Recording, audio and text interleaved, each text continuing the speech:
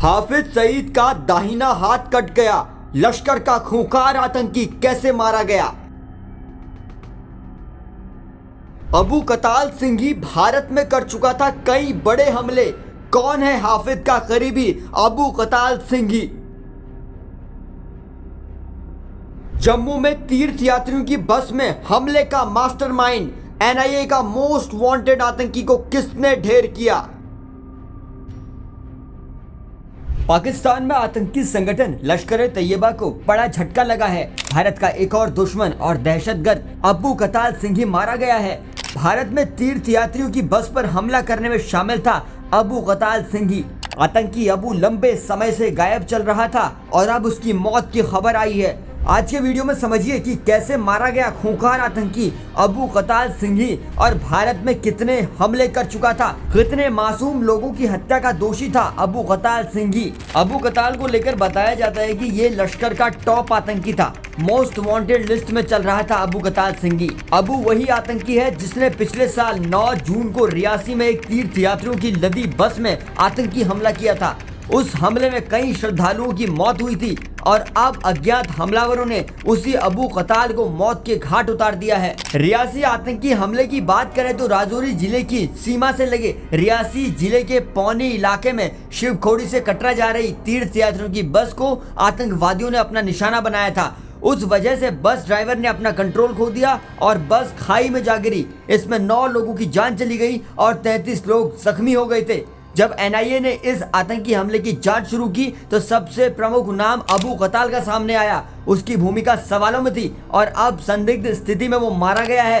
इससे पहले भी भारत के कई दुश्मन इसी अंदाज में पाकिस्तान में ढेर हुए हैं। आपको बता दें कि अबू का जाना सिर्फ लश्कर के लिए झटका नहीं है, हाफिज सईद के लिए भी एक बड़ा सदमा है। अबू को हाफिज का राइट हैंड माना जाता था, वो उसका काफी करीबी था।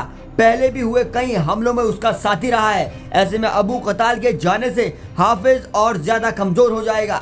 जानकारी के लिए बता दें कि भारत की सुरक्षा एजेंसियां कई सालों से हाफिज के पीछे पड़ी हैं। 26/11 आतंकी हमले में वो मास्टरमाइंड रहा है। हाफिज सईद आतंकी संगठन लश्कर ए तैयबा का संस्थापक और मुखिया है। पाकिस्तान में वो जमात उद दावा नाम का एक संगठन चलाता है। हाफिज सईद का जन्म 5 जून 1950 को पाकिस्तान के सरगोदा पंजाब में हुआ था। वो इस समय करीब 70 साल का हो गया है। उसकी पत्नी का नाम मैमुना सईद और बेटे का नाम तलहा सईद है। भारत पाकिस्तान बंटवारे के समय उसका परिवार हरियाणा के हिसार से लाहौर चला गया था।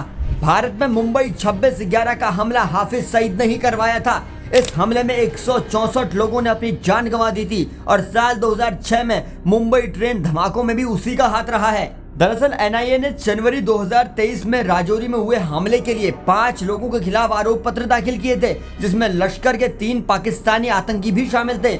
1 जनवरी 2023 को राजौरी जिले के ढांगरी गांव में नागरिकों पर आतंकवादी हमला हुआ। उसके अगले दिन आईईडी विस्फोट हुआ। हमलों में 2 बच्चों सहित 7 लोग मारे गए और कई जख्मी हो गए। आरोप पत्र में शामिल 3 आतंकी लश्कर के कर्ता धर्ता बताए गए, जिसमें से एक नाम अबू कताल सिंघी का था। हाल ही में पाकिस्तान में कुछ और आतंकवादी संगठनों के सदस्यों की मौत हुई है। कुछ समय पहले लश्कर ए तैयबा के टॉप कमांडर रियाज अहमद उर्फ कासिम की भी हत्या कर दी गई थी।